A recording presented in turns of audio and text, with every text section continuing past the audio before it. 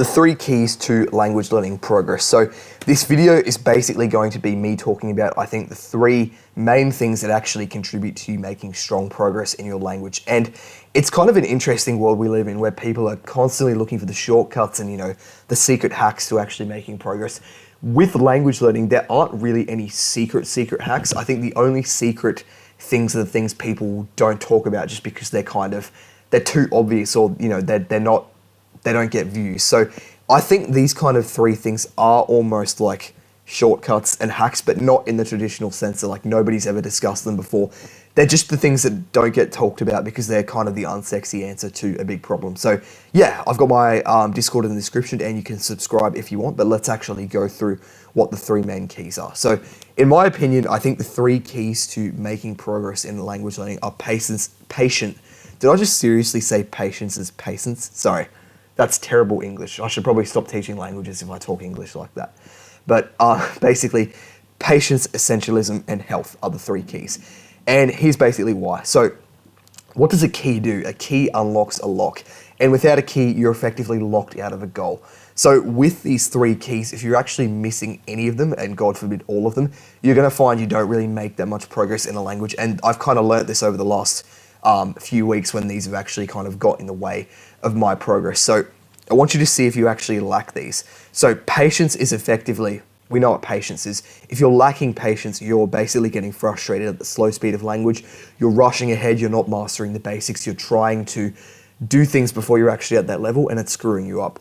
Essentialism is a word you may or may not have heard. I think there's actually a book called Essentialism. It's basically the idea of the less things you put your time into, the higher results you get in them. So if you're putting all of your time into one thing, you'll get a huge result. If you split your time between 10 things, you get a mediocre result in all of them.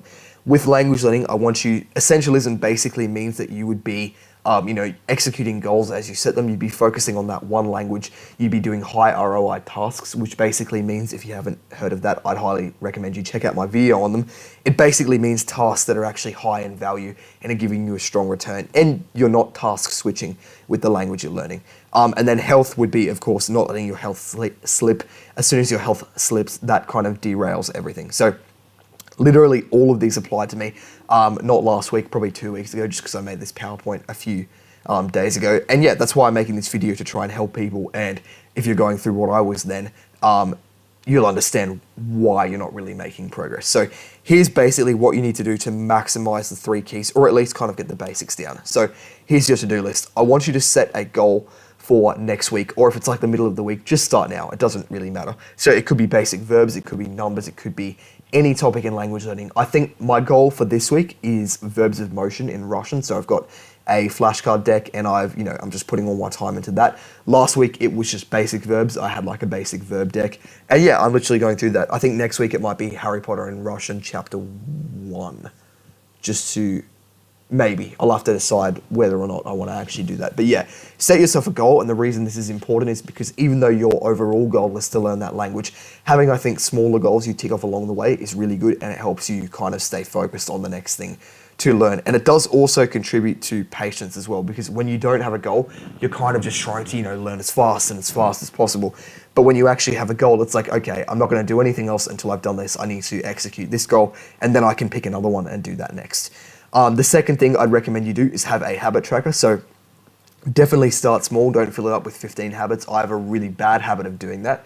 And yeah, it doesn't work. You need to actually have less habits and make sure you're doing them very, very well than a lot of habits, and you're missing some of them and not doing them particularly well. So the habits you do have on your habit tracker should be high ROI, and that literally just means the ones that are going to help you achieve that task the most. So a few examples of high ROI habits, obviously check out the full video on it, but just a couple examples now might be listening to a podcast or a video or whatever while you're doing something else, unless you want to like fully focus on it. Could be reading, could be flashcards, a conversation with a native speaker, but that one's a little bit harder to get. And yeah, all of those things. And yeah, they should ideally be a little bit out of your comfort zone, just because you're actually, when you're not doing things outside of, how do I explain? Basically what I mean by comfort zone is how difficult it is. So if you're already somewhat okay at a language and you're only, reading things and doing things that are at the level where you can fully understand it, you're not going to grow as much as if you are reading things that are a little bit slightly more hard than you can actually understand.